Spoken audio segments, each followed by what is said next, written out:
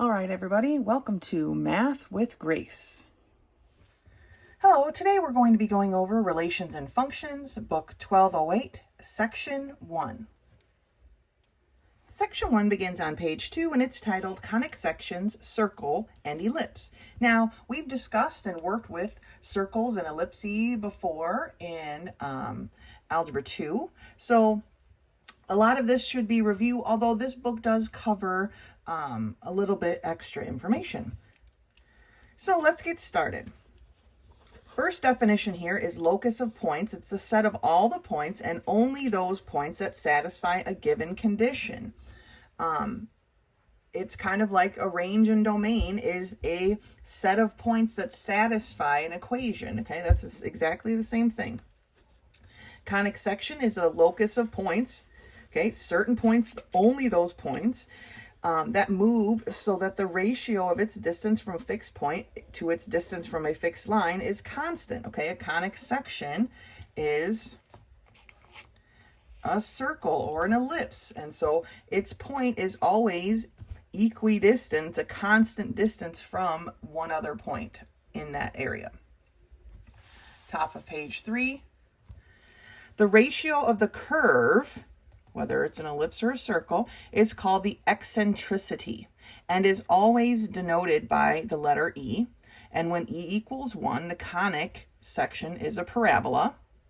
When E is less than 1, the conic section is an ellipse. When E is greater than 1, the conic section is a hyperbola. As E approaches 0, the corresponding ellipse, right, we've got less than 1, is the ellipse, but as it approaches 0, it becomes more and more circular until it becomes a circle at 0, okay? The fixed line is called the directrix. Now, we're starting off with circles here on page 3, and our definition for a circle is a locus of points that are at a constant distance from a fixed point. Okay, the fixed point H, K is the center of the circle. The constant distance is the radius, okay?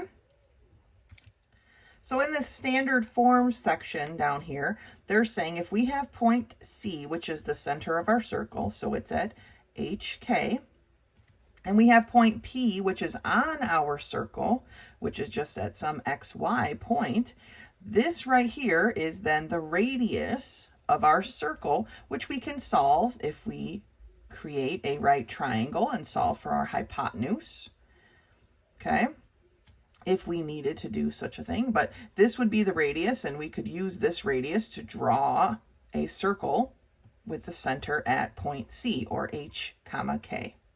All right, let's turn the page.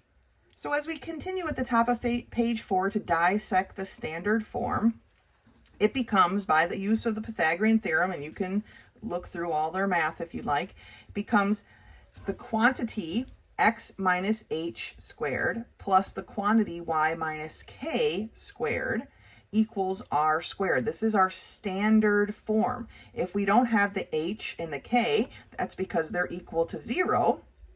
And our equation would look more like this, and our center would be at the origin point.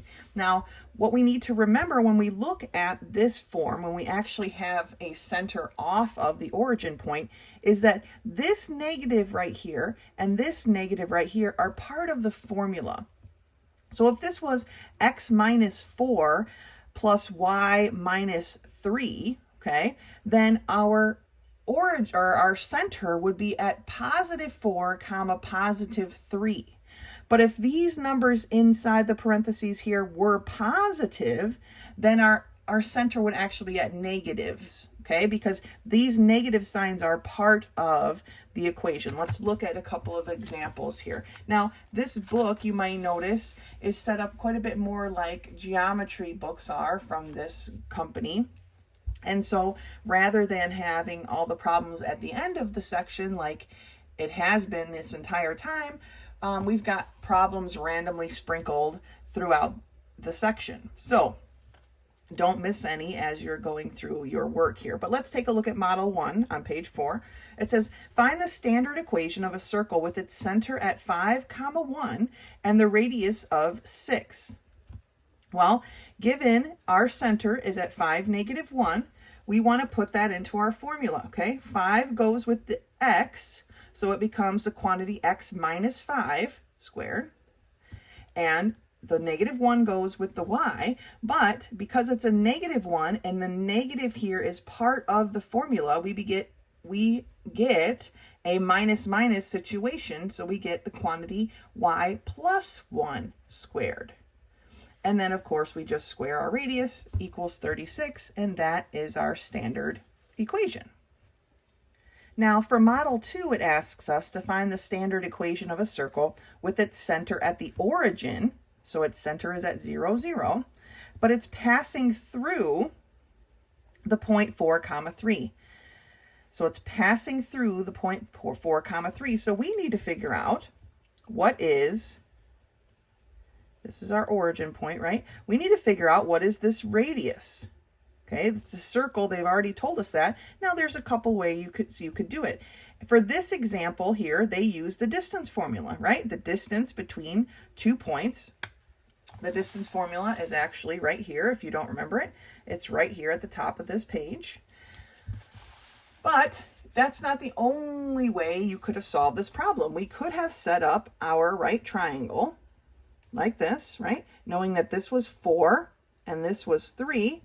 And with our vast experience with right triangles, when we have legs, one is 3, one is 4, we know that our hypotenuse is 5. Or you could have just used the Pythagorean theorem if you weren't sure. Either way would have come up with 5 as being our radius. So once we have our radius, we can put it into our general equation, and then we get our standard equation here. Y squared, there is no extra number because we're at the origin, plus x squared plus y squared equals 25, which is our radius squared. Okay, they have a little note here. Note, if r, or the radius, equals 0, then x squared plus y squared equals 0. And the only point that would belong to this equation is 0, 0. If the r, or the radius, is less than 0, the graph is also just a point, being a complete empty set and hence not a circle. Okay, that's just a note that they have here. So let's look at page 5 and do a couple problems together before we move on to the next topic. All right, so let's take a look at number 1. Number 1 reads, write the standard equation for each of the following circles. Number 1 is the center is at 3, 5, and the radius is 5. Well, remember, here is our standard form over here on page 4. So we have x minus 3, the quantity squared, plus y minus 5, the quantity squared, is going to equal 5 squared. Now, I don't mind if you just write 5 squared, or you can write 25. Either way is fine with me. It represents that you understand the formula. Now, the next one I want to look at is number 6 here. For number 6, it says the center on the positive axis, or x-axis, and passing through the origin with a radius of 2. So we have to look at it like this. It's in the origin, right? That is a point on our circle, and it has a radius of 2 being on the positive x-axis. So here is our center. Our center is at 2, 0.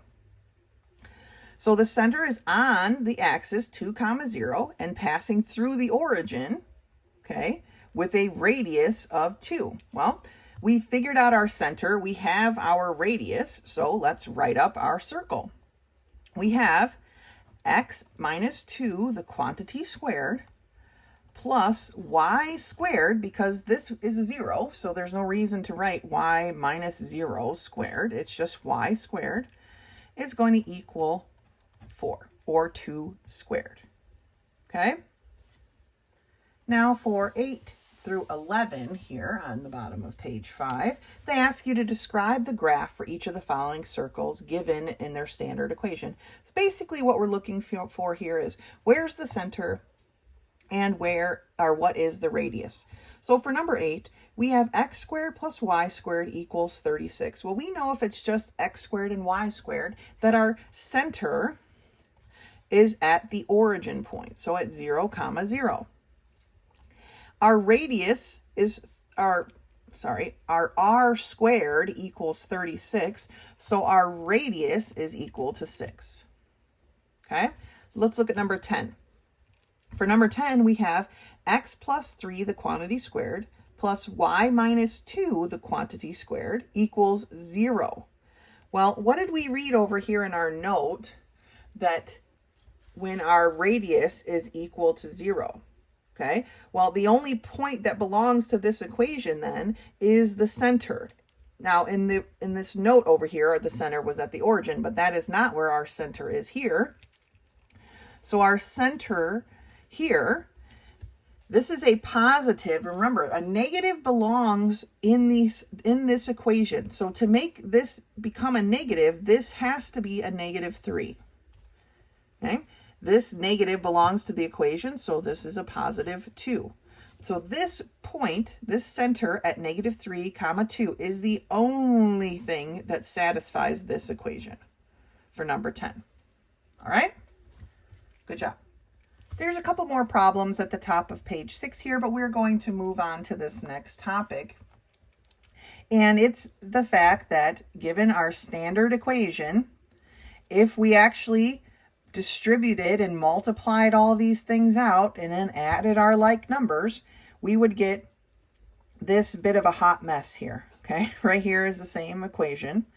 ax squared plus bxy plus cy squared plus dx plus ey plus f equals 0. And this becomes the general form of the equation. So the last bit we were working with the standard form. Now this is the general form of the equation. And it tells us here that from the general form of the equation of a circle, we may easily determine the center, radius, the range, and the domain values. So let's take a look at page 7. It's to exactly what they're talking about here. So given the circle x squared plus y squared plus 6x minus 4y minus 12 equals 0, find the center, the radius, the domain, and the range, and sketch the curve. By curve, they just mean circle. Okay? So here is the equation that we were given. First thing they want us to do is group like terms. Okay, so they've moved them around a bit. X squared plus 6x plus y squared minus 4y equals 12. They move the 12 over to the other side of the equation. And basically what they're going to have you do is complete the square, because we need a perfect square binomial, right? That's what this is. Basically, we're changing it from the general form back to the standard form. So I'm going to go through this a little bit more in depth in case you're like, oh, I don't remember how to complete the square, but let's take a look. So we are at the stage x squared plus 6x plus y squared minus 4y equals 12. Okay, so we technically right now have two groups, this x group and this y group. From there, to complete the square, we need to look at the linear value. Remember, the linear value is the coefficient in front of the just x term or the just y term. And in this case, it's a 6. We're just going to talk about the x's right now. Here's how I like to do it. I'm going to take that 6 and I'm going to multiply it by 1/2. Okay? 6 times 1/2, right, is 3. I'm going to put that 3 in a box. But then I'm going to take that 3 and I'm going to square it, which gives me a 9. This is the number I'm going to be adding to both sides of my equation. So, and that is my completed square. So now I have x squared plus 6x plus 9 is equal to a bunch of stuff there we'll deal with in a second. And then we have 12 plus 9 over here. Okay? Now, for my y section, my y group, my coefficient here is 4. Now, if you're looking carefully, you'll see, oh, Mrs. Howell, but it's a -4. The negative and the positive really doesn't matter because we're going to square it. So I just like to deal with positive numbers. So I'm just going to take my 4. So I take my 4, times it by 1/2. That gives me 2. I put it in a box. I'll explain the boxes in a minute. They're necessary. Maybe not so much for this problem because it's pretty straightforward, but if we get into more complicated completing the squares, the boxes become very useful. 2 squared is equal to 4. Okay, now 4 is the number I'm putting back up here. So y squared minus 4y plus 4, because 2 squared is always going to be a positive 4, right? But I also need to add that 4 onto this side, so plus 4 over here. Now, here's where the box comes in handy. Remember, we're trying to get a perfect square binomial. So this is a perfect square binomial, and we write it as x, here's our sign that we're going to use, plus 3.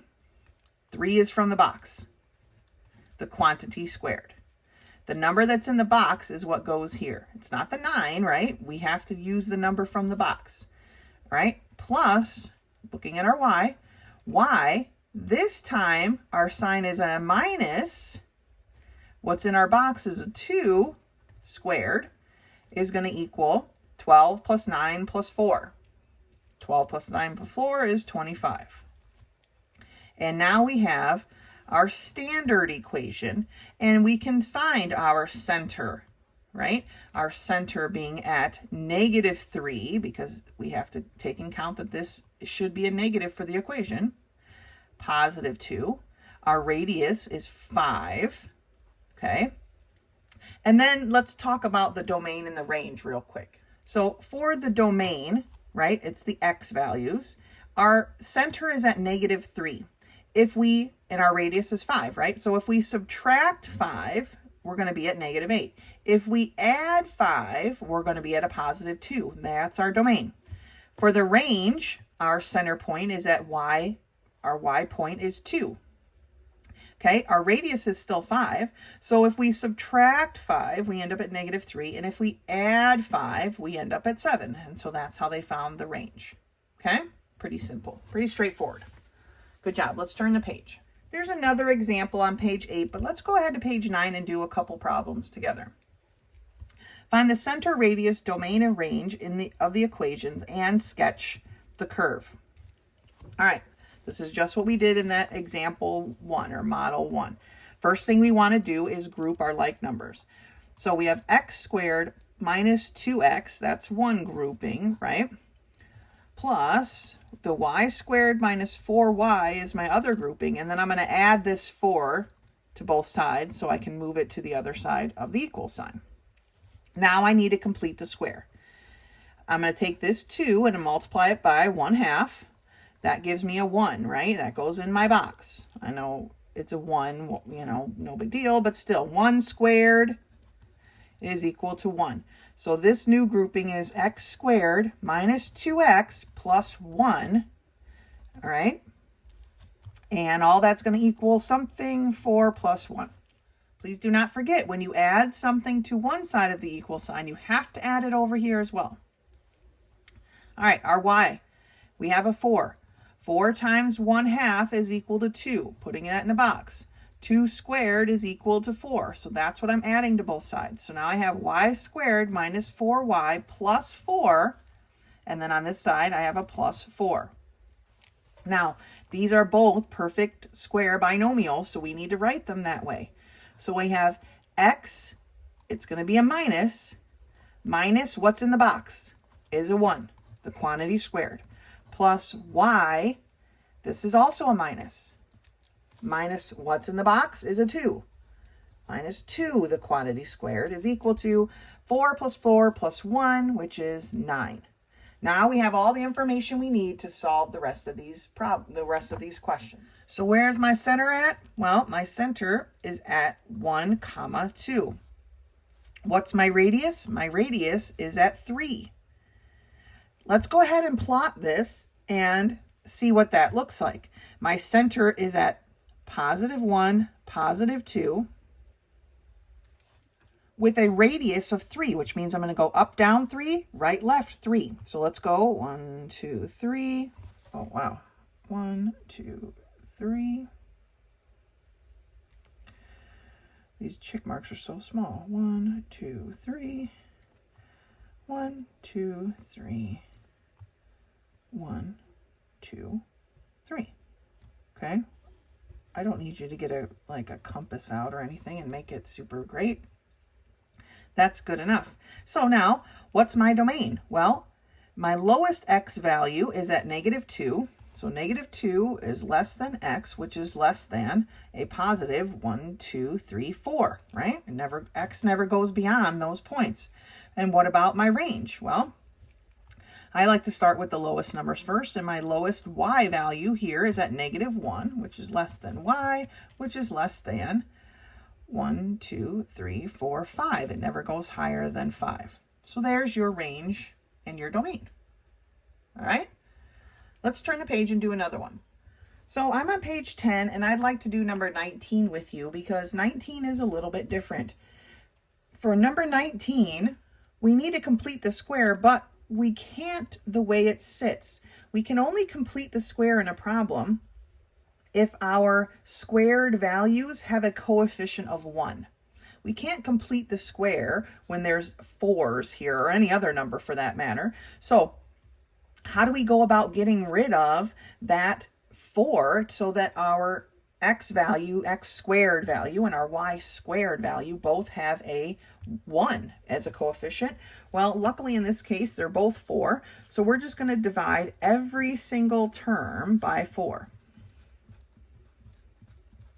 All right, so now we have x squared plus y squared minus x plus 3y plus 1 quarter, 1/4 equals 0. Now we're in a position that we can complete the square like we had been shown in our example. First, by grouping our groups together.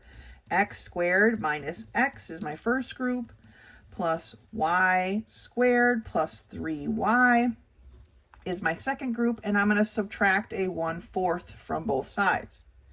Okay, looking at my first grouping, my coefficient is a 1. 1 times 1/2 is 1/2. I'm putting that in a box. Here's where it's going to start getting a little bit messier, right? I talked about it being a little messy.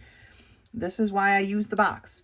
1/2 squared, okay, is 1/4. So now this first grouping is x squared minus x plus 1/4, okay, plus my y grouping, I'll get to in a second, equals negative 1/4 plus 1/4. Looking at my y, my linear coefficient is 3. 3 times 1/2 is equal to 3/2. Let's just leave it like that. Don't make it 1.5. You'll only cause yourself trauma. 3/2. That goes in our box. Then we take 3/2 and we square it, and that gives us 9/4. So y squared plus 3y plus 9/4 plus 9/4. Okay? Now we've got our perfect square binomials. For the x terms, we have x, it's going to be a minus. What's in the box? 1/2 the quantity squared. Plus our y terms, y plus, what's in the box? 3/2 the quantity squared. And that's going to equal, well, negative 1/4 plus 1/4, those cancel, and we have 9/4. So where is our center? Well, our center is at 1/2 comma negative 3/2. Okay. What is the radius? Remember, this is our r squared, so we would have to take the square root of that, so our radius actually becomes 3/2. And then our domain and our range we'll look at in 1 second. Let's go ahead and plot this point. Now, I'm going to say that everything on here is times 2. And if you're like, what does that mean? Each check mark is 1/2, because I can barely see these check marks as it is. So trying to go halvesies is not going to work for me. Okay. Although I'm going to have to anyway, right? So positive 1/2 for me is going to be this first check mark. To get to 3/2, okay, or 3/2, then I'm going to go down 3 points. 1, there's 1/2, there's 1 whole, here's 3/2. Boom. So that's my center. Now, my radius is at 3/2. That tells me it's 3 in each direction because all of my points are 1/2 points, right? So it is 1, 2, 3 points to the right, 1, 2, 3 points up, 1, 2, 3 points to the left, and 1, 2, 3 points down. Here's my circle, really crappy, but that's okay. So what is my domain? Where are my x values? Even though my line went way over, my lowest x here is at -1, right? Because this was 1/2, so this is 1. -1 is less than x, which is less than. And here is my highest x point. Well, that is at 1/2, 1, 1.5, 2. Okay, there's my domain. What about my range? Well, my lowest y value is right here. 1/2, 1, 1/2, 2, 1/2, 3. So -3 is less than y, which is less than 0 because it's right on the origin, or sorry, right on the x-axis. So our y is 0. So there's our range, right? So this one I wanted to go over specifically because the completing the square was slightly more difficult because our squared values have to have a coefficient of 1. And it looks like every other problem is like that. So I wanted to do that one with you.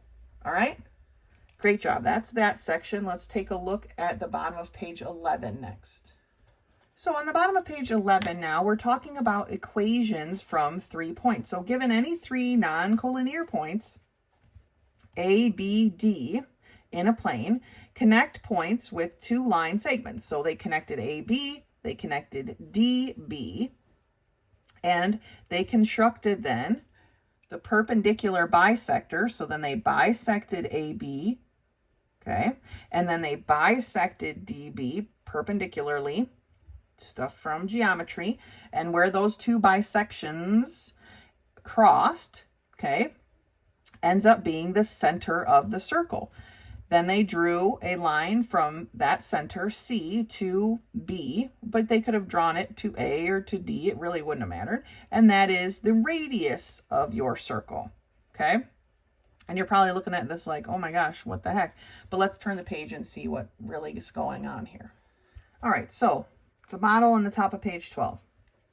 Find the equation of a circle that passes through these 3 points. We are going to call them A, B, C, and using the general equation of the circle. So here is point A, here is point B, here is point C. This is kind of a strange math. It's not anything you can't handle, but it's kind of just weird. So I'm going to label them just to try to make it more clear. We know that each of these points is on the circle, so they satisfy the equation, this equation of the circle, this general equation. So what they did for each point is they basically just substituted. Anytime they saw an x value, they put in a -1. Anytime they saw the y, they put in a 4. So they ended up with -1 squared, or 1, plus y squared, or 16, plus dx, or d times -1, which gives me a -d. And they went from capitalized to lowercase, which kind of freaks me out, but I guess that's just what we're doing. So now we have a -d here. Then we have -1 times e, or sorry, this is ey, 4 times e, which was 4e. And then the f, we just don't have anything for, and so it's an f, equals 0. And then they did the same thing for the other 2 points. Then what they did was they simplified them. So this again is our point A, point B, point C. Okay, they've just combined their like equations, simplified them, or like terms, simplified them, and moved their constant to the opposite side of the equal sign. That's all they did from this step to this step, okay? Now here's where it gets a little janky. So they're going to subtract equation B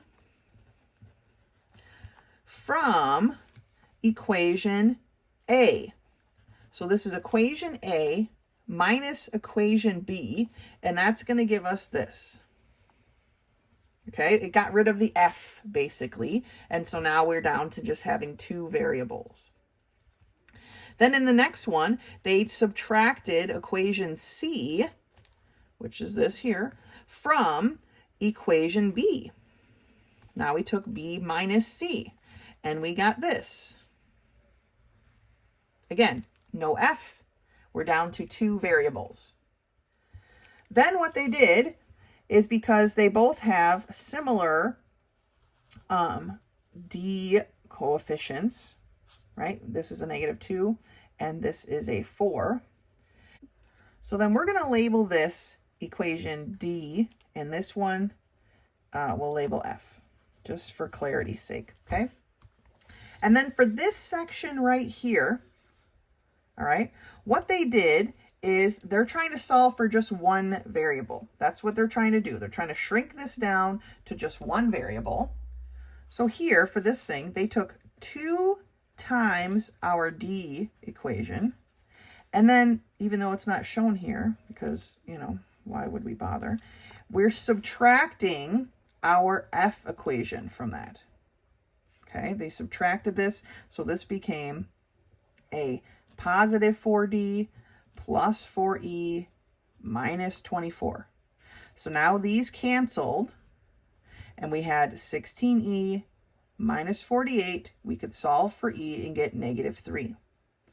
Once we solve for E, we could go back into our equation here, either one of them, really, right? They went into this one right here, equation D squared, we doubled though, and we could solve for D, and then they got our D to be a -3.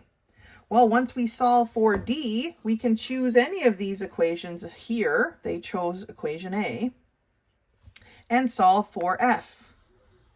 Now we have our DEF. Then they just stuck these numbers, which become the coefficients based on our general equation, and they just stuck them in here. So here is the general equation. X squared plus y squared minus 3x minus 3y minus 8 equals 0. Okay? It's a little bit strange. Let's do a couple of these. I'm going to get to scratch paper though, because I feel like the space that they gave us is not sufficient. All right, so here's my scratch paper, Relations and Functions, book 1208, lesson 1, page 12, number 1.29. They want us to find the general equation of each of the following circles that passes through these 3 given points. So the first thing we want to do is, the first thing I'm going to do is I'm going to write the general equation up here. X squared plus y squared plus dx plus EY plus F equals 0. So there's my general equation. Now I'm going to set up each one of these and basically put in the values we were given, right? And I'm going to label them this time 1, 2, and 3. So this is point 1, this is point 2, this is point 3. Okay, so point 1 is at 1, 7. Putting that in here, I get 1 squared, which is 1, plus 7 squared, which is 49, plus D times 1, or D, plus E times 7, or 7E, and I'm going to keep the capital letters if you don't mind, plus F equals 0. And I'm just going to simplify this right here so it's all together. So I have D plus 7E plus F equals, this would be 50, so -50. Point 2 is at 8, 6. So 8 squared is 64, plus 6 squared is 36, plus 8 times D, or 8D, plus 6 times E, or 6E, plus F equals 0. Again, I'm going to combine my like things. 8D plus 6E plus F equals 64 plus 36 is 100, so -100.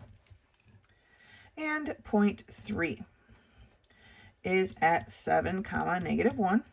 So I have 7 squared, which is 49, plus -1 squared, which is 1, plus D times 7, or 7D, plus E times -1, or negative E, plus F equals 0. So I have 7D minus E plus F equals -50. Okay, 49 plus 1 is 50, so -50.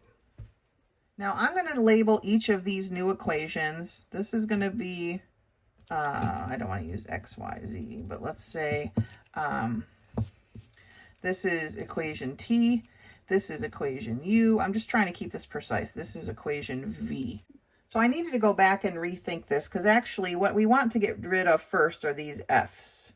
But we need to get rid of them in a tactical way. So to get rid of my first F group, because these F's right here are what's keeping it. We've got 3 variables right now. First, we need to get rid of one altogether, and then we can worry about the other one. So let's take U minus T. And sorry for the confusion earlier. I'm figuring this out too, right? So U is 8D. I want to try to make it as user-friendly as possible. So I'm going to write out the equation. Plus 6E plus F equals -100. Okay, that's U. I'm going to subtract T. So now I'm going to write the opposite signs of all of those. So minus D minus 7E, okay, minus F, which is what we're looking for, plus 50, because we change the sign of each of the terms for our T. Now let's do the math. 8D minus D is 7D. 6E minus 7E is a -E. My F's are canceled.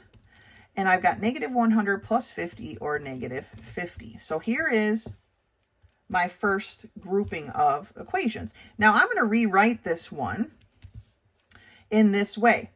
E is equal to 7D plus 50. Because my E doesn't have a coefficient, I can rewrite it this way and substitute it in anytime I see an E, right? But to do that, first I have to have another equation to substitute it into. So the next thing I'm going to do, that was my first subtraction thing. Next thing I'm going to do is U minus V. This one right here, okay? And actually, I'm not. I'm going to take T. Sorry, I keep going back and forth. No, I can't do T and U again because I already did. So U minus V. We can't do T and U again because we just used those. So we need to use 2 different ones. I mean, one of them's still the same, but the other one has to be something to do with the V. We've got to combine that in there. So let's do U minus V. And so my U is 8D plus 6E plus F equals -100. Now you could choose a different order. You could choose what is most comfortable for you. That's the thing why I keep going back and forth, because there are multiple ways of doing this. And now we're going to subtract the V. So it's going to be -7D plus E minus F equals +50. Okay, we just change the sign of every term. And then we have 8D minus 7D, which gives me a D, plus 7E. My F's are canceled, and that's going to equal a -50. Okay, and this is our next equation. Now I'm going to substitute this E into this equation. So D is going to D plus 7 times 7D plus 50 is going to equal a -50. All right, let's distribute here. D plus 49 D's plus how much is 7 50s? Well, it's 350 equals a -50. This is 50 D's is going to be equal to, I'm going to subtract this 350 from both sides. So now we have a -400. Okay, running out of space. And D is going to be equal to, dividing both sides by 50, it's going to be equal to a -8. So here's my D is equal to a -8, and I'm just going to write it up here so it doesn't get lost, because this is a lot of work. So my D is now equal to a -8. I'm going to substitute that into here now, okay, and solve for E. So E is equal to 7 times -8 plus 50, right? E then is going to be equal to 7 times -8 is a -56 plus 50, or E is equal to a -6. Okay, there's my E. E is equal to a -6. Now I need to go back and solve for an F, because that's how this works. And so I'm going to substitute both of my E and my D into, let's say, equation T. So let's write equation T here. And it is D, or -8, plus 7 times E, or -6, plus F equals -50. All right, I'm just substituting in here. -8 plus 7 times a -6, which is a -42, plus F equals -50. -8 plus a -42 is a -50. So my F actually works out to be equal to 0. Okay, so F equals 0. So now that we've gone through all of that, blah, what is our general equation? Well, it's x squared plus y squared plus, or in this case minus, because it's D times x, so -8x, -6y. The F is 0, so we don't have to put that, and that equals 0. All right, that's how we kind of bounce around a little bit, right? But it's all math we know how to do. There's nothing overly complicated about any of this. It's just trying to figure out which order here, which way is the best way to cancel out your terms, right? Knowing you can't use, like I wrote down UT, then I was going to do T minus U. I can't do that. It's the same two things. I needed to use the V as well, so we did that here, okay? And that's how we got to our general equation. Let's take a look at another one of these. So let's take a look at problem number 32 here. That's on page 13 now. So on the next page, let's take a look at this problem. So we have the points 1, 1, 1, 3, and 9, 2. I wrote my general form here, and let's get started with point 1, point 2, point 3. So point 1 is at 1, 1. We're substituting that in here. So 1 squared is 1, plus 1 squared, which is 1, plus D, or D times X. These are both 1, so it's just going to be a D, plus E, plus F equals 0. Okay? Combining my like terms, simplifying, I've got D plus E plus F is going to be equal to a -2. All right, so then point 2 is at 1, 3.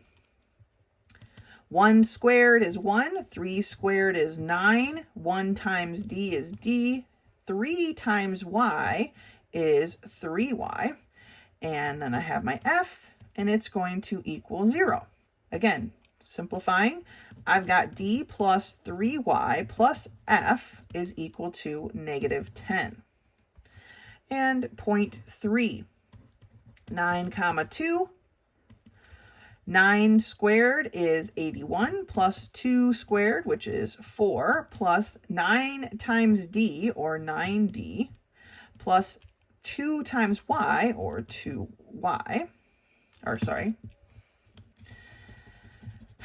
2 times E, or 2E, plus F equals 0. Oh my gosh, equals 0. Let's combine our like terms, simplifying. We've got 9D plus 2E plus F is going to equal a -85.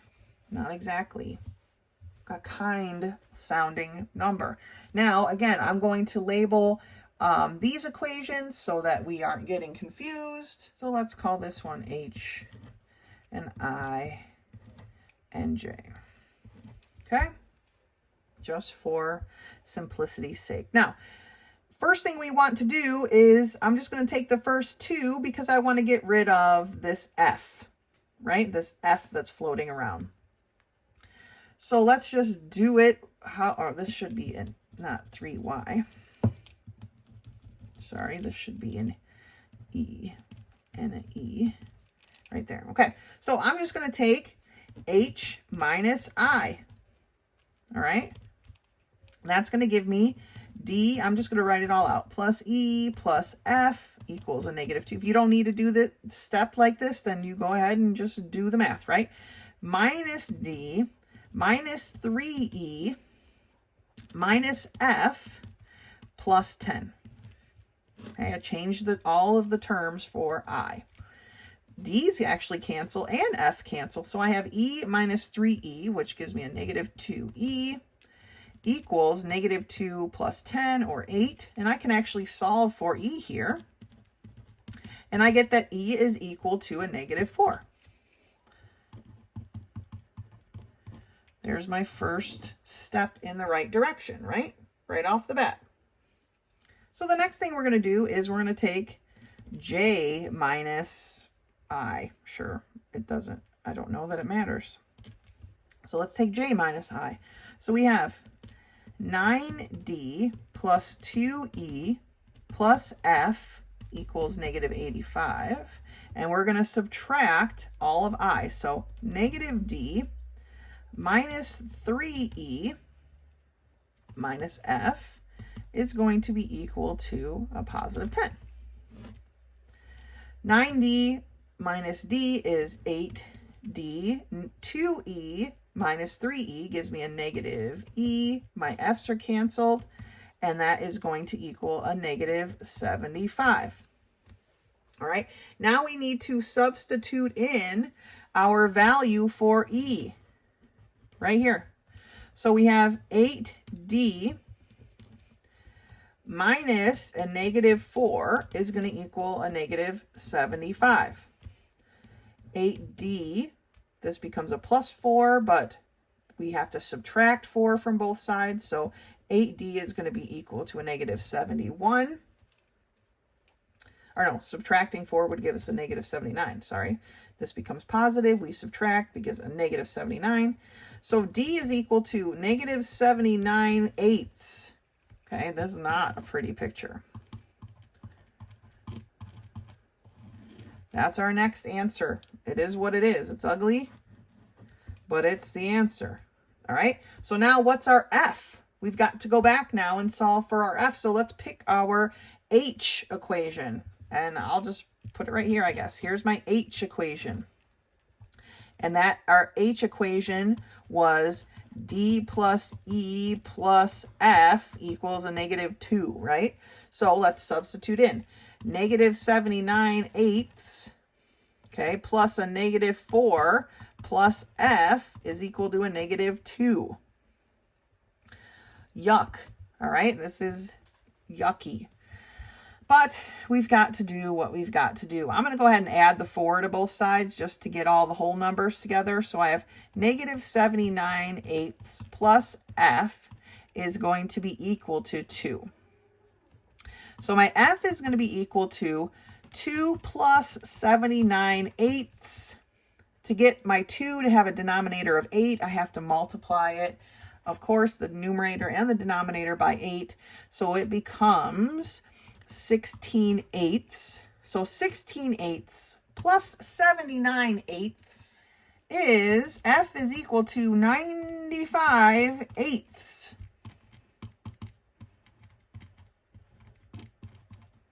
Okay. So what is my general equation? Well, here it is right here, right? X squared plus Y squared minus 79/8 X minus 4y plus 95/8 is equal to 0. Now, This is not actually in general form because we have fractions, and general form cannot be expressed with fractions. So how do we get rid of these fractions? Well, they both have a denominator of 8. So we are going to multiply every term in this equation by 8. So our actual general form is 8x squared plus 8y squared minus 79x minus 32y plus 95 equals 0. Whew. That's a janky one.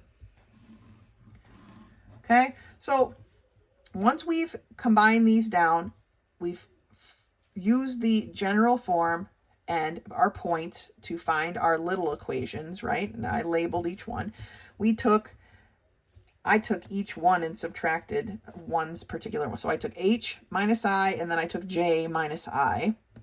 But like I said, these can be done. You could have taken h minus j and I minus j, or I minus h. It really doesn't matter. Whatever you're most comfortable with. We were able to solve for one of the points. That's what we're trying to do. We're trying to cancel stuff. So we were able to solve for one.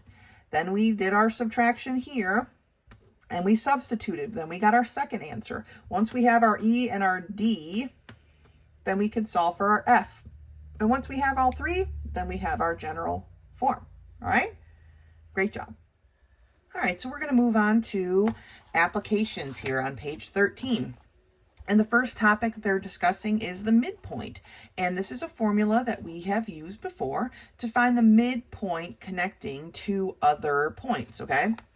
And so it's the two x values added together divided by 2, and the two y values added together and divided by 2. Basically, you're taking an average of each of the point values, and that is your midpoint. So to find the midpoint of the segment joining point 3, 4 and point negative 8, 1, we simply add the two x values, 3 and negative 8, and divide it by 2. We add the two y values, 4 and 1, and divide it by 2. And that is the midpoint of that segment, okay? Now, model 2, they want us to find the equation in general form of the circle whose diameter has endpoints of such and such. Now, to write the general equation of a circle, we need the center, right? We know the diameter passes through the center at its midpoint. So that's why we are talking about the midpoint formula. We need to find the midpoint of the segment connecting here, the diameter, which they do right here.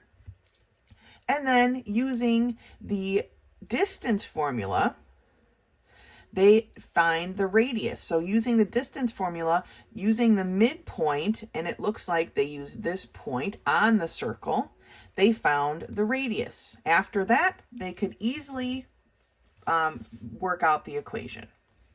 Now here at the bottom of the page, they have kind of a new concept. And it says the distance from a point x sub 1, y sub 1 to a line, this being the equation of the line, is given by this formula. So this distance formula that they used here was the square root of x sub 1, or probably x sub 2 minus x sub 1 quantity squared, plus y sub 2 minus y sub 1, the quantity squared. The basic distance formula that you've been using since at least algebra, geometry, if not maybe even sooner. This is the basic distance formula between 2 points, okay? It's what we used here to solve for the radius of the circle, right? The distance from the center to a point on the line. Well, this one is talking about the distance from a point to an actual line, okay? And here it is. Distance equals the absolute value of a times the x sub 1 plus b times the y sub 1, so b from here and y sub 1 being our point, plus c, all over the square root of a squared plus b squared. All right, so definitely put this on your note card for this book. Let's turn the page. So at the top of page 14, we get to see this formula in action. Find the distance from point 2, 3 to the line 2x plus y plus 6 equals 0. So we have this 2 from A, right? This is our A. So 2 times 2 plus 1, which is the coefficient of the y, times 3 plus 6, that's our C. Absolute value of those all over the square root of 2 squared plus 1 squared, okay? And we end up with 13 over the square root of 5. Obviously, we can't have a square root of 5 in our denominator, so they multiplied both the numerator and the denominator by the square root of 5 and got 13 square root of 5 over 5, okay? I'm going to go ahead and write that new distance formula in its basic form right here so that as we do some of these problems together, we have it on where we can see it. All right, all set. Let's take a look at number 1.34. Find the distance from point -1, 3 to the line 5x minus 4y equals 10. Now, this is not in the format that we need it to be able to solve this. Remember, we need our line to be in a format of everything on the left-hand side of the equal sign. So 5x minus 4y, to move that 10, I would have to subtract a 10 from both sides, and that's what we end up with. Now we can go ahead and put it into our formula. So the distance is going to equal the absolute value of A, which is 5, times x sub 1, which is a -1, plus B, which is this -4, times our y sub 1, right, which is 3, plus C, which is a -10, right, absolute value, all over the square root of A squared, so 5 squared, plus -4 squared, okay? So let's look at our numerator here. We have the absolute value of -5, okay, minus 12, minus 10, all over the square root of 25 plus 16. Okay, so what's in our numerator? Well, we've got -5, minus 12, minus 10. These are all negative, so we just add them all together, and we get -27. And in our denominator, we end up with a square root of 41. Okay? We need to simplify this, so it's going to be a positive 27, because we're taking the absolute value, over the square root of 41, which we can't simplify. We need to multiply both the numerator and the denominator by the square root of 41 to get rid of our radical in the denominator. And we end up with 27 times the square root of 41 all over 41. Kind of a messy answer, huh? But that is the distance from that point to that line. All right, let's take a look at another. Let's take a look at number 35, and let's practice with the midpoint formula. The rest of them are finding equations, which is what we were doing a couple of pages ago. We're just using our new formulas now, so I'm going to leave those to you, although you do not have to do 44 or 45, okay? So let's take a look at 35. Find the midpoint of the segment whose endpoints are as such. Remember, our midpoint formula, I'll write it right here, midpoint is x sub 2 plus x sub 1 divided by 2, comma, y sub 2 plus y sub 1 divided by 2. Okay, that's the midpoint of, that's how you find the midpoint. So let's do that. For our x values, we have 20 plus 6 divided by 2. And I'm just going to go ahead and figure out one at a time because space is limited. So that is 26 divided by 2. This is for my x, or 13. Okay, for my y, I am going to have 15 plus a -10 divided by 2, or 15 minus 10, basically, or 5 divided by 2. Okay, and so that is my y value. And so my coordinate point, because while these are true, that is my x and that is my y, we need to write it as a ordered pair because that's what we're finding. We're finding a midpoint. So we need to see that ordered pair. Okay? So for the rest of these, you're going to be using either, well, probably a good combination of these two new formulas to find the point you need to then make your equation, okay? If questions come up, let me know, but let's turn the page. There is something I need to cover real quick on this other page. All right, so before we finish talking about circles, because we're about to go into ellipses, and I would say that you should pause the video here, go back and do all of the work that we've discussed on circles if you haven't been doing it along the way, before we get into ellipses. But at the top of page 16, it says optional activity, and we will not be doing this optional activity. So you don't need to worry about any of these circle problems here at the top of page 16. All right, so like I said, this is where I would take a break, go back and work on your circle problems, and then meet me back here for ellipses. So at the top of page 17, we get the definition for an ellipse. At the bottom of page 16 here, it's kind of a drawing of how an ellipse is achieved, you know. But the top of page 17 is the definition. An ellipse is the locus of points. Remember, it's just a collection of points, the sum of whose distance from two fixed points is constant. So these are my fixed points here. You might remember this from Algebra 2. These are the foci.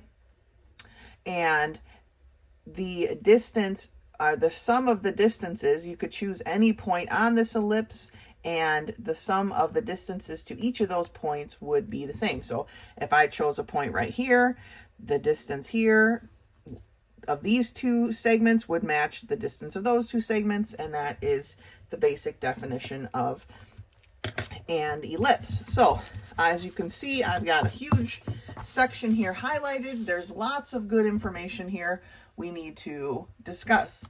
So the two fixed points we just talked about are called foci, or singular as a focus. Here they are in this ellipse, okay? The axis that contains the two given points, called foci, is the major axis and has a length of 2a.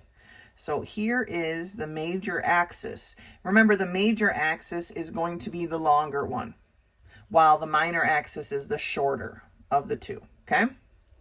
And the major axis, so the major, I'm kind of trying to summarize here, axis is equal to 2a.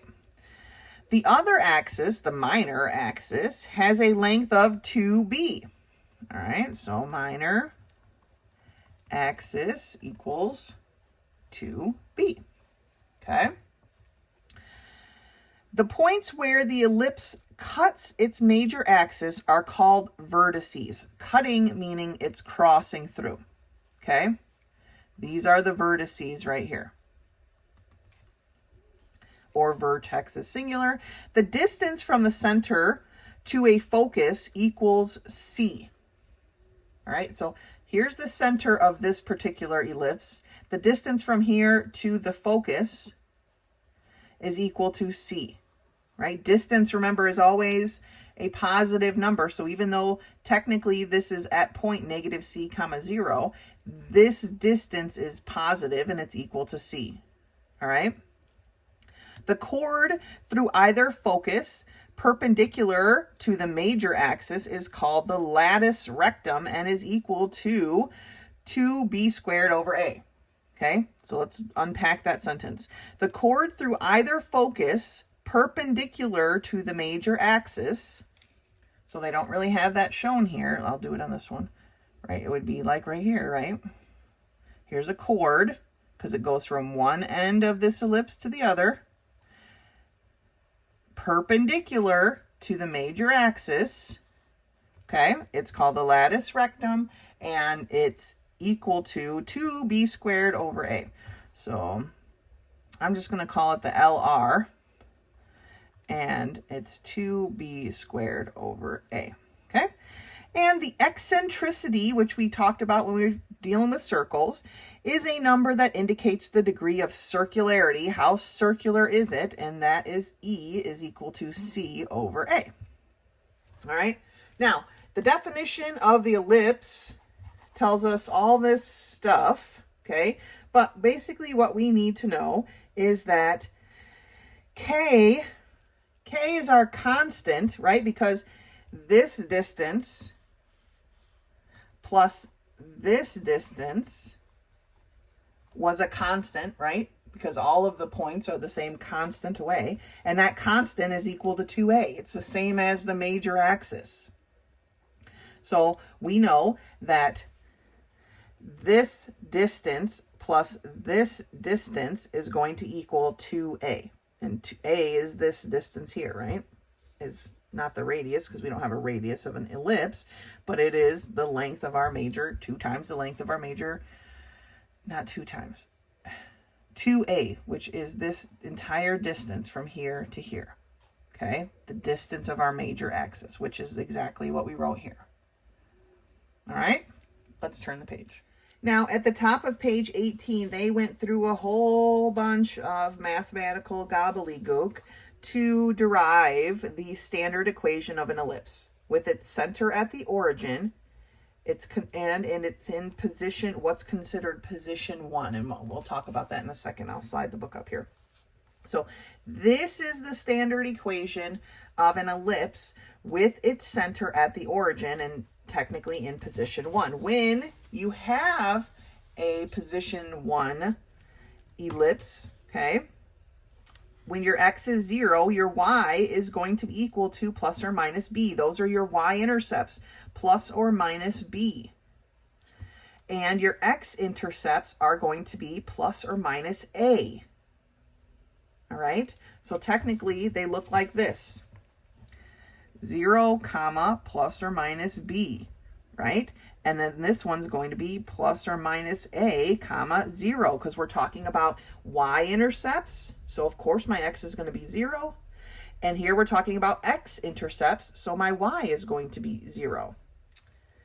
If the foci are on the y-axis, the ellipse is rotated 90 degrees, which results in this equation. Now, usually, in the last time we studied these in Algebra 2, it was written like this to make it very clear that our y-axis is the major axis, okay? So we usually write the y squared over a squared first, where this time our focus was on the x-axis, and so it came first, right? So if you write it like this, just so you're clear in your own mind, that's fine with me. So if the foci are on the y-axis, technically now it's in position 2, and it has, you know, either one of these equations. So then here's a nice little box that summarizes it all up for you. Position 1 looks like this. Major axis is still 2a, minor axis is still 2b. Here's your latus rectum and your eccentricity. Okay, remember, your intercepts as well are going to be at 0, comma, plus or minus b, and plus or minus a, comma, 0 for position 1. Now for position 2, it's just slightly different. Remember, the y here is over the a. So for your y-intercepts, it's going to be 0 plus or minus a. And this time the x is over the b. So it's going to be plus or minus b, comma, 0 for your x-intercepts. These are for your y. These are for your x, y, x. Okay, just a little note to put on there to help you out with these. So let's slide over here to the top of page 19 and take a look at a couple of these examples. Find all of the properties of the ellipse with the equation blah-dee-dee-blue. Okay?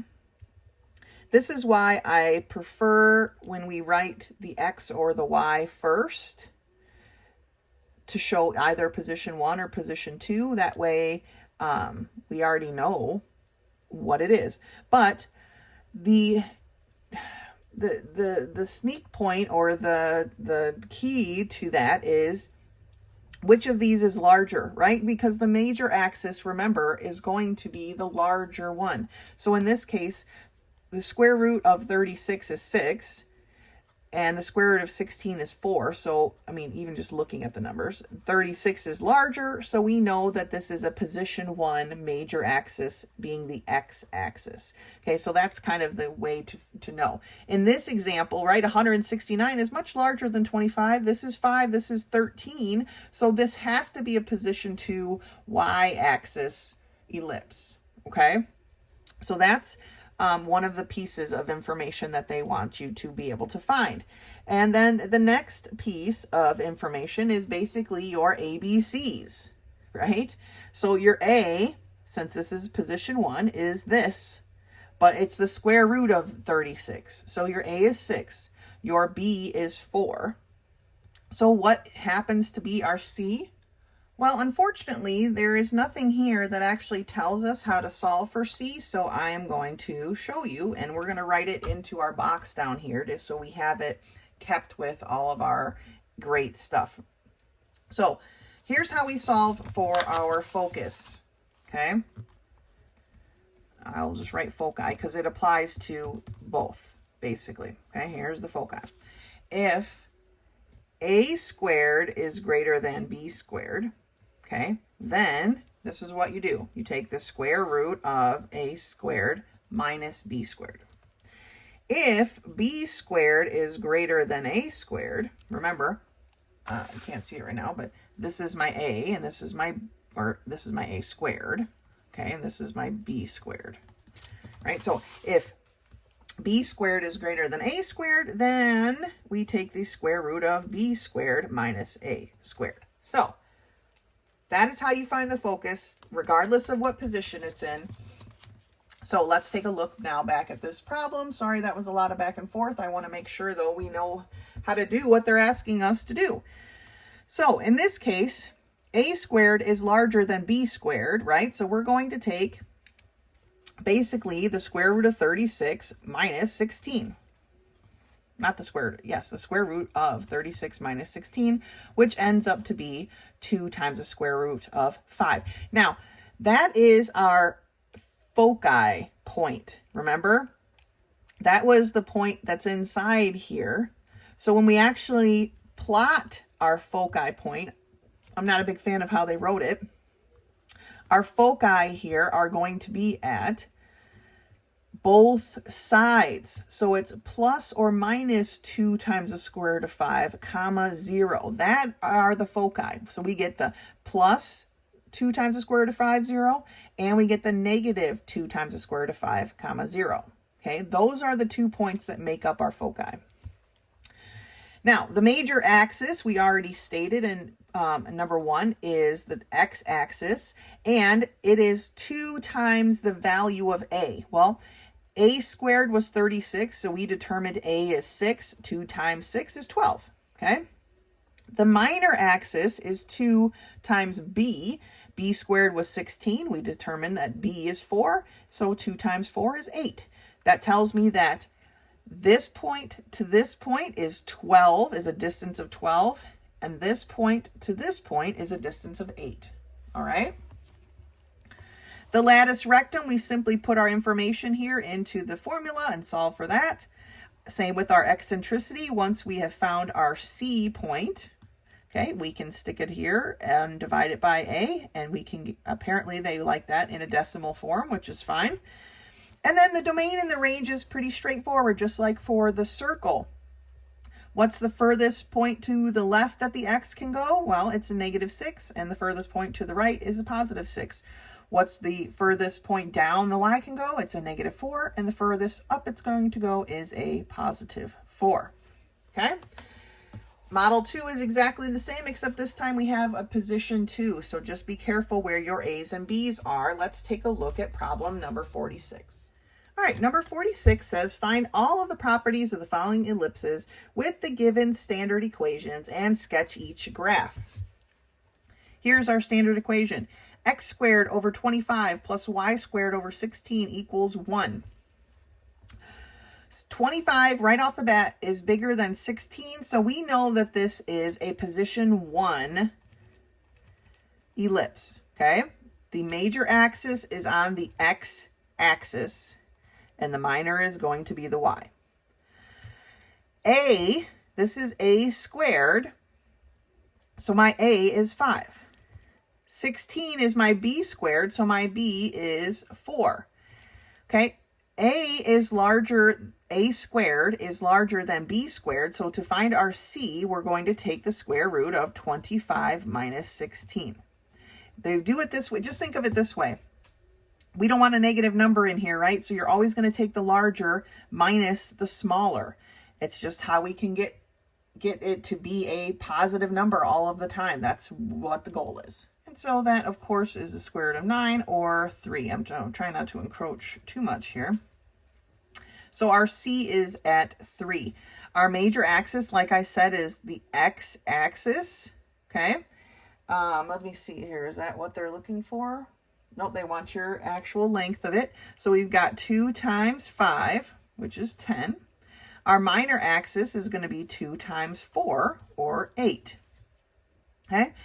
The LR, remember the formula is right here. Okay. So we're going to take 2 times B squared, which is 16, and divide it by A, which is 5. Okay. 2 times 16 is 32, divided by 5. We really don't have, well, they want a decimal, so let's pull out our calculator. So it is equal to 6.4. And our eccentricity is C over A, so it's going to be 3/5. All right, so now let's sketch a quick graph. Well, we know our A is 5, so from our origin point, we're going to go positive 5 on the x-axis. 1, 2, 3, 4, 5. And we're going to go to a negative 5. 1, 2, 3, 4, 5. And our B is 4. So on the y-axis, we're going to go up 4. 1, 2, 3, 4. And then down 4. 1, 2, 3, 4. And then just basically make a generically horrible drawing. Okay? There you go. It does not have to be perfect. I'm not looking for perfect sketches here. All right. But that's all the important information. So good job. Let's turn the page. So we're down here at the bottom of page 20.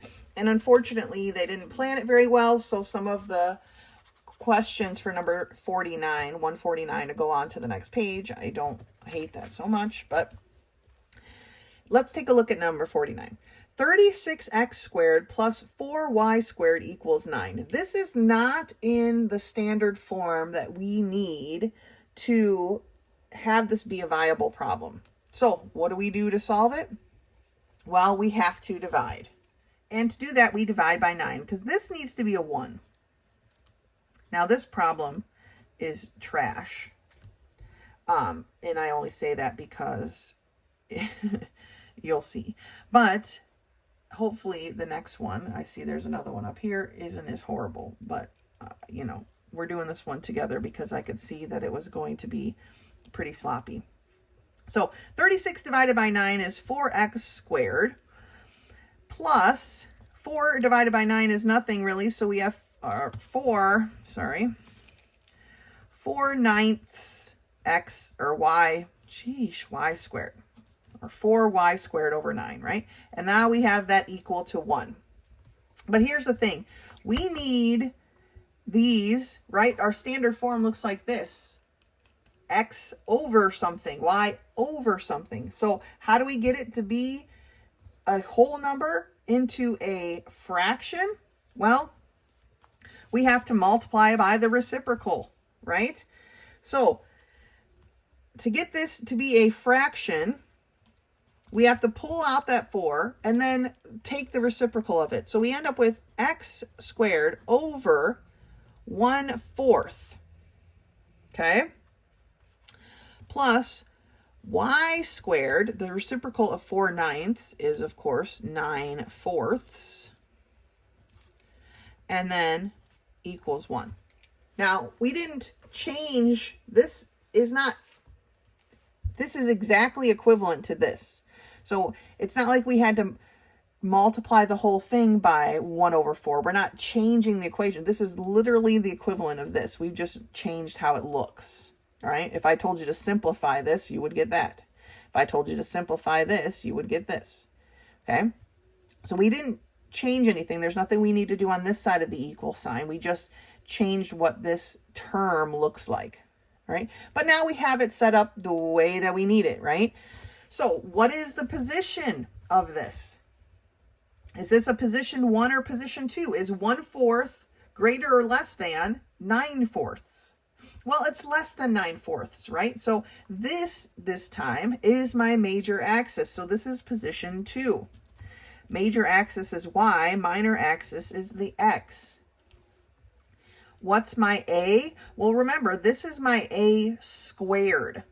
So what's the square root of 1/4? Well, it's 1/2, right? We take the square root of 1, which is 1, square root of 4, which is 2.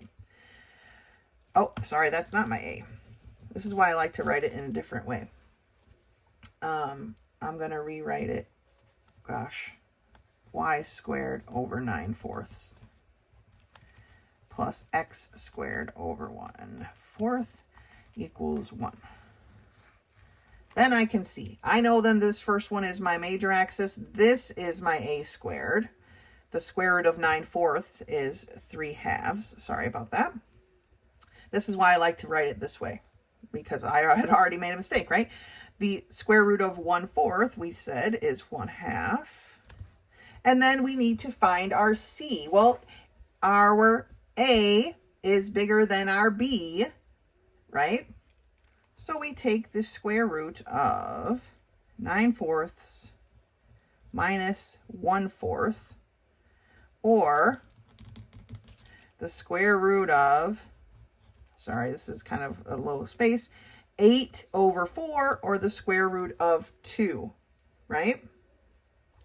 And so that is our c, the square root of 2. 2 does not have a square root, so it's just the square root of 2. We said that our major axis was the y-axis. And so how long is the y-axis? Well, it's going to be 2 times a, right? Or 3/2. And so it ends up canceling, and our major axis is 3. Now for the x-axis is our b, so 2 times our b is 2 times 1/2, or it's just going to be 1. And our latus rectum, remember, is 2 times the b squared over a, or 2 times the 1/2, or sorry, times the 1/4, because it's b squared, over a, which is 3/2. So that gives me 2/4, or I'm just going to go ahead and reduce that to 1/2 over 3/2. Multiplying 1/2 by the reciprocal, I get it multiplying it by 2/3. My 2's cancel, and I get 1/3, or 0.333, however you want to write that. Up on the top of page, I'm going to come back to the drawing in a second. Up at the top of page 21, they want the eccentricity, which is c over a, or the square root of 2 over 3/2. Now we have to reduce this, so it becomes the square root of 2/1 times 2/3.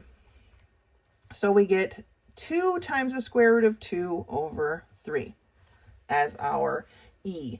And the domain and the range, let's take a look at that once we graph it. Okay, so let's come back down to our coordinate plane, and let's sketch this graph. So I'm going to do what I did on the last one. Each of these check marks is representing 1/2 instead of a whole, because that will just make it easier for us all. Remember now, our y-axis is the major axis, and it's at 3/2. So I'm going to go up 3 check marks, and I'm going to go down 3 check marks. And my minor axis, our x-axis, is 1/2. So it's just 1 check mark in each direction. And so this is what it looks like, okay? Now, domain and range, though, just because our y-axis is the major axis, it is still the range, and x is still the domain. So for my domain, see if I can get it both on the same page here. I can't, of course. Our domain is our x, and it doesn't go less than 1/2, and it doesn't go greater than 1/2. So I have or negative 1/2. Negative 1/2 is less than x is less than 1/2.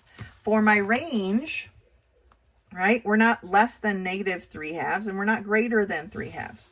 So negative 3/2 is less than y is less than a positive 3/2. Okay? That's our domain and our range. All right, go ahead and work through the rest of those if you haven't already. All right, continuing at the bottom of page 21, I know this is a honkin' huge section and it's laid out very differently from all the other books that we've done, but we're getting close to the end of this section. So, standard form. If the center of the ellipse is at h comma k, remember like the center of our circle could be somewhere else. Well, that is true of our ellipse as well. Here are our two new equations. These are what you need to add to your notes, okay? This is what our equations look like when our center is not at the origin point, okay? And it says here, caution, the value of A, B, and C are measured from the center of the ellipse, okay? Their values measured not from our origin point, but from the center of the ellipse. It's just that the other problems we were doing, our center was the origin point, okay? So this is a little bit different. So let's take a look at number 51 here. Find all of the properties of each of the following ellipses with the given standard equations and sketch each graph. So number 51 is the quantity x minus 2 squared over 4 plus the quantity y minus 3 squared over 1 equals 1. Great equation, set up very nice for us. We see that it is a position 1 because our a squared is bigger than our b squared, right? This is the larger number, so our x-axis becomes our major axis and our y is our minor axis. But now it's asking, once you figure that out, what is the center? Well, remember, this negative and this negative are part of the equation, so they get to stay. So our center is at 2, 3. All right, if you want to go ahead and mark it over here, you can. Over 2, up 3, boom, there's our center. That's the center of our ellipse. All right, now what's our a? Mind you, this is a squared is 4, so a must be 2. B squared is 1, so that's an easy one. It's 1, right? My a squared is larger than my b squared, so here I'm taking 4, the square root of 4 minus 1, or the square root of 3 is my c. X is my major axis, so I'm going to take 2 times 2 and get 4. Y is my minor axis, so I'm going to take 2 times 1 and get 2. Now, of course, this problem finishes on the next page, which is my least favorite thing, and that is the lattice rectum then. To solve for that, remember that is 2 times b squared over a, or 2 times 1, because b is our 1, 1 squared is 1, over a, which is 2. So our lattice rectum in this case is 1. Our eccentricity is c over a, so that's going to be the square root of 3 over 2. And then our domain and our range, let's look at that after we do our sketch here. So here's our center, and we need to remember what our sketch is going to look like. Remember, our major axis is 2 times something, right? That's how long it is altogether. Well, if we just look at what our a is 2. That tells me I'm going to go 2 points in this direction, okay, and 2 points in this direction. And our minor, or our b is 1, so I'm really going to just go up 1 here and down 1 here. So this is what our ellipse looks like. Tiny little thing. All right, like this. There's our sketch of our ellipse. Now, using that sketch, we can easily find our domain and our range. X is 0, right, is the furthest it's going. So 0 is less than x is less than. And how far did it go this way? Well, it only went 4, right? It could only go 4 in either direction. So it started at 0, could only get to 4. Well, but what about our range? This one's a little bit different. The furthest, or the lowest that it went, right, for our y is here at positive 2, and the highest that it went was here at positive 4. So we've got 2 is less than y is less than 4 for our range. All right? Good job. Let's turn the page. So I wrote my answers in at the top there. There's 2 more problems for you to do on your own, but I'm going to keep us going here on page 23, which is now the general form. All right. So they have deduced the standard equation all the way down to a general form of this ellipse. I just noticed that I forgot to highlight the actual general form. So here is the actual general form once you multiply all this out. And it is insane. That is crazy. But it says compare this equation to the general equation for all conic sections, which was this ax squared plus bxy plus cy squared plus dx plus ey plus f, right? That's the general form for all conic equations. And then they say you can compare some things. So if we can compare these two, that tells us that this big A is equal to B squared. That's what they're going through right here. Okay, this information. Here, we don't have, in this equation, an xy. Okay, here we have a y squared. Here we have an x, a y, a bunch of not even x's and y's, right? So we don't have this term in our ellipse, so that tells us that the b must be equal to 0, the big B. We have this term here, this something y squared, it's here, so that c is equal to a squared. We have this term with just the x, so the big D is equal to negative 2b squared h. A lot of extra letters here. Let's not get too confused. I'm just going over the basic data. For my e, it's something times y, so this negative 2a squared k. And then f is all the rest. Everything else that didn't have, and that's where it says it right here, that didn't have an x and a y in it, all of those things are the f. And so it says for ellipse then that A cannot equal B, and I'm talking when they say little a cannot equal B and A cannot equal 0. They're talking about these up here, not these big A's, big B's. These, they're talking about the actual in the elliptical equation. A cannot equal B. A cannot equal 0 and B cannot equal 0, because if A equaled B, we would have a circle, right? That makes a lot of sense.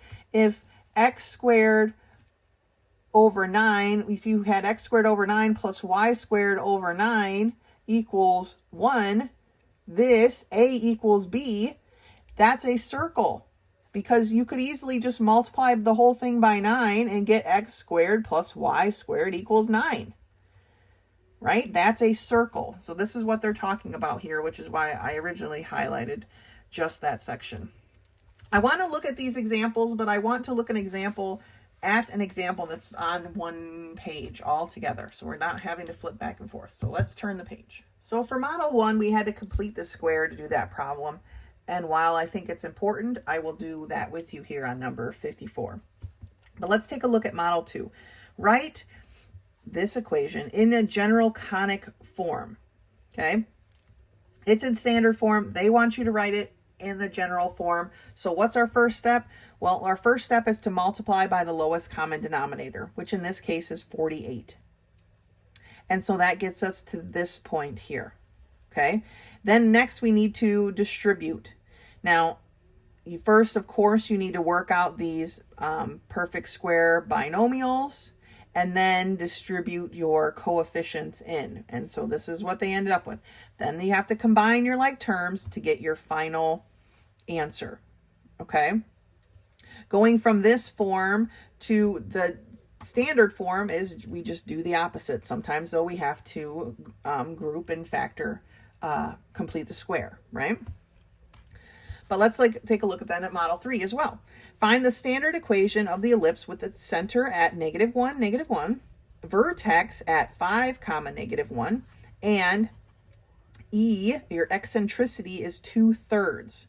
Okay, and you might be wondering, who cares what the eccentricity is? But that gives us some data that then it can be useful. So first of all, our center is at -1, -1, and there is a vertex at 5, -1. That tells us a lot of information, okay? we went from -1 to 5. So how long was that? What is the distance of that? Well, that's 6, right? So our vertex was 6 points away, but our y value did not change. Okay, so we went to the right 5 points. If we were to draw just a general sketch, here's -1, -1, right? Here's +5, -1. We know that this distance now is 6. That's important. It might not seem like it is, but that is important, and it does help us, okay? So it says here that the center is at -1, 1, and its vertex is at 5, -1. That tells us that A is 6, right? Since they gave us the eccentricity point, we know that 2 is to 3 as C is to 6, right? A is 6. So whatever this was reduced from something over 6. So we know that you could just cross multiply, or you can simply say we took 3 times 2 to get to 6. So 2 times 2 is 4. And that's how they got their C. All right. Now we need to figure out our B squared, or our B. And to do that, here is how you do it, but you might be thinking, well, how am I supposed to know that? Well, remember, our C was equal to the square root of A squared minus B squared, right? That's how we were solving for our C before. So how do we switch that around to solve for this B? Well, first we would have to square both sides, right? So now we have C squared is equal to A squared minus B squared. Okay, I'm going to add a B squared to both sides and subtract a C squared from both sides. And I get B squared is equal to A squared minus C squared. Okay, and I'm running out of room, I see that. And so B must be equal to the square root of A squared minus C squared. Okay, that's how they got to this point. So because now we've solved for our A and our C, we can substitute that information in and find our B squared here is 20. So our B is 2 times the square root of 5. And then we can write our equation, right? Remember, this would be a negative in the regular equation, but because our center is at -1, it becomes a positive. Same with this. We put our A squared here, our B squared here. The C isn't actually used in the equation, and it is equal to 1. Okay? All right, let's do at least one of these, if not more, together. Let's take a look at number 54. Find all the properties of each of the following ellipses and give the equation in general conic form. With the given equation in general conic form. I was like, oh, what? All right, so we have x squared plus 9y squared minus 6x minus 18y plus 9 equals 0. To solve this for the information we need to really write it in standard form. So to do that, I'm going to group together my like terms. So I have x squared minus 6x plus 9y squared minus 18y equals -9, right? I move that +9 to the other side of the equal sign. Now I'm going to complete the square for each of these. For our x terms, I'm going to take my 6 and multiply it by 1/2. That gives me 3. I'm putting it in a box. 3 squared equals 9. So I have x squared minus 6x plus 9. Okay. And then I have equals -9 plus 9 over here. Now for my y terms, this is a little bit trickier because I don't have a coefficient of 1. So I'm going to erase my parentheses real quick because I need to divide out a 9, right? I need my y squared to have a coefficient of 1. So when I pull this 9 out, that 9 becomes a 1, which is perfect. This 18 becomes a 2. Okay. Now I can complete the square because my y squared term has a coefficient of 1.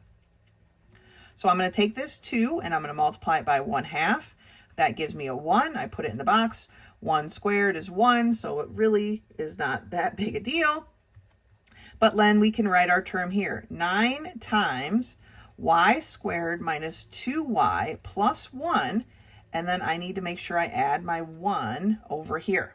Well, actually, I need to add 1 times 9, which is 9. Okay, I can't forget this times 9. Here it's will be multiplied or would have been. But once I take it out of here, I need to take 9 times that 1 to give me my 9 over here. Now I have my perfect square binomials. This one is going to be x minus what's in the box, 3, the quantity squared, plus 9 times y minus what's in the box, which is a 1, the quantity squared, is equal to -9 plus 9, they cancel, and now it's equal to 9. Now, I'm still not done here because this still isn't in the perfect standard form, right? I have to divide everything by 9 because this needs to be a 1. So I end up with, I'll write it over here, x minus 3, the quantity squared, all over 9, plus y minus 1, the quantity squared, over 1, right? Because 9 divided by 9 is 1, equals 1. Done. All right, so what position is this? Well, my x is my major axis, and my y is my minor axis, right? So this is in the first position. Where's my center? Remembering that these negatives are part of the equation, my center is at 3, 1. 1, 2, 3, 1. I'm going to go ahead and put a dot there for my center. What's my a? Well, this is a squared, so a must be 3. My b, this is b squared, so my b must be 1. How do I find my c? It's going to be the square root of 9 minus 1, or the square root of 8, which is 2 times the square root of 2. Okay, there's my c. My major axis is 2 times 3, or 6. My minor axis is 2 times 1, or 2. Okay, I'm going to go ahead and plot some points here, then we can finish up the rest of this information. Remember, my a tells me I'm going 3 in each direction. So I'm going 1, 2, 3 this direction, and 1, 2, 3 this direction. My b, which is my minor axis, tells me I'm going 1 in each direction here. So there is the sketch of my ellipse. Now, my lattice rectum is 2 times b squared over a, or 2 times 1 over 3, so 2/3. My eccentricity is 2 times the square root of 2 over 3, right? C over A. That can just be left the way it is. Now, my domain. Here is my x values as far as they go, okay? So 0 is less than x, which is less than 6, okay? For my range, here are my y values as far as they go. So 0 is less than y is less than 2. Okay, and that's everything we need. I guess the hardest part really about this was making sure we completed the square properly, which is why I wanted to go through that one with you. All right, great work. Let's turn the page. So at the top of page 27, we are now talking about application problems, and it has a bunch of applications that are relevant to life today. Halley's Comet is an elliptical format. An electron travels in elliptical format. It says here the ellipses have reflecting properties, like the Whispering Caves or galleries, where there's one in Washington, D.C., where you can stand in the center of the room or at one end of the room, I can't remember exactly, and if you just whisper, the person at the other end of this very large space can hear you very clearly. It's just the reflecting properties of ellipse, planet revolution, a whole bunch of information here that people use, scientists and whatnot use to ellipses with. So we're looking at application problems then. from here to the end of the section, which is just a couple pages away. Yay! But let's take a look at number 58 together. It says, an arc in the form of half an ellipse is 40 feet wide and 15 feet high at the center. So I'm going to draw it like this. Here is my center. I know this is at 15 feet here, okay? So that tells me that this distance is only 7.5, right? Or 15 halves. Let's keep it correct here. And then this is 40 feet wide. So this is technically -20 and this is a +20, right?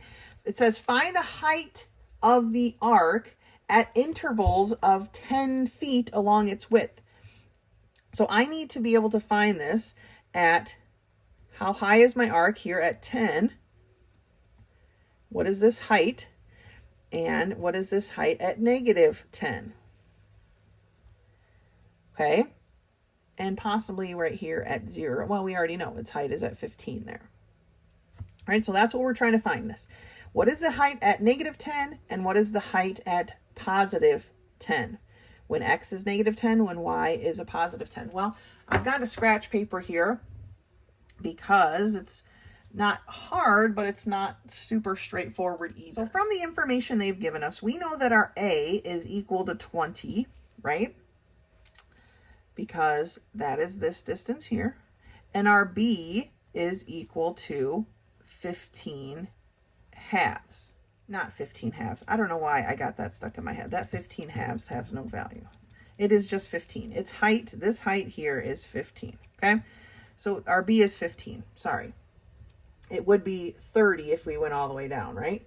But that's where I was getting confused. So anyway, our A is 20, our B is 15, so we can write our equation as x squared over 20 squared plus y squared over 15 squared equals 1. Or let's get this set up correctly, right? We have x squared over 400 plus y squared over 225 equals 1. So that is our standard equation. But now we need to be able to solve for y so that we can put in the value of x and then figure out what the y is, right? That's what our goal is. What is y when x is 10? What is y when x is -10? So that's going to take a little bit of work. I'm going to do it on this piece of scratch paper, so I'm just going to rewrite the equation.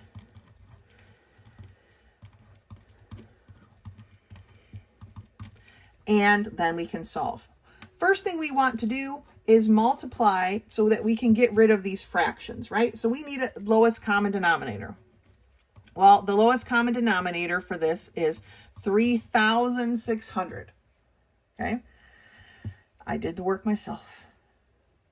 It's a true statement, okay? So 3,600 is my lowest common denominator. 400 goes into 3,600 9 times, so we have 9x squared. 225 goes into that 16 times, plus 16y squared equals 3,600, right? We just multiplied everything by that, got rid of our fractions, so now we can proceed. We're going to subtract this 9x squared from both sides.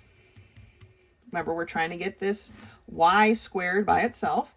So we're left with 16y squared is equal to 3,600 minus 9x squared. All right, now we need to divide both sides by 16, right?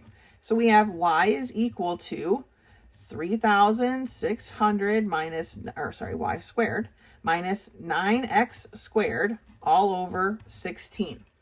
Now we need to get the y by itself. So now we're going to take the square root of both sides. So y is going to be equal to the square root of 3,600 minus 9x squared all over the square root of 16. Okay. Obviously, the square root of 16 part is easy, right? But we need to do some work up here. We've got the square root of, let's pull this 9 out, right? They have, both of these terms have a 9 in common. So And I didn't leave myself any room to do that. Here we go. If we pull this 9 out, that leaves us with how much right here? Well, it's the 400, right? Minus x squared. Close off my parentheses. Now, I know I've got a square root of 9, right? So I can pull that square root out. And so I end up with 3 times, 3 times the square root of 400 minus x squared all over 4. So that is the most simplified as we can get before now we put in our x terms, or sorry, our x terms. So I'm going to rewrite it right here. Y is equal to 3 times the square root of 400 minus x squared all over 4. So what is our terms? Well, our terms are plus and minus 10. The reason why it really doesn't matter is because 10 squared is 100 and negative 10 squared is 100. So I'm only going to work out 1 because it's all that matters, right? So we have 3 times the square root of 400 minus 100 all over 4. Okay. 3 times the square root of 300 over 4. So we have 3 times the square root of 3 times 100, right? I'm breaking up this 300 into 3 times 100 all over 4 because 100 is a perfect square root. We can take the square root of 100, and that is 10, right? So we end up with 3 times 10 times the square root of 3 over 4, or 30 times the square root of 3 over 4. Now, since they're talking about height, they may want, in the answer key ask for a decimal version of this, but to me, this is a perfect answer. Okay, when x is plus or minus 10, I don't know why I closed my parentheses here. Y is 30 times the square root of 3 over 4. That is the point here. That is its height is 30 times the square root of 3 over 4 feet. Okay, because we're talking about feet here. So 30 times the square root of 3 over 4 feet tall. All right, and so that's how these problems, these application problems, it's the next couple of pages of application problems lay out, and then you're on to your self-test, okay? This optional activity, I guess we don't have a couple of pages, we are not doing XX, so you only have this problems here, 60 through 65. This optional activity you do not need to do, all right? Ooh, that was quite a section. Great job for muscling through. Hopefully you did the problems a little bit at a time as we went.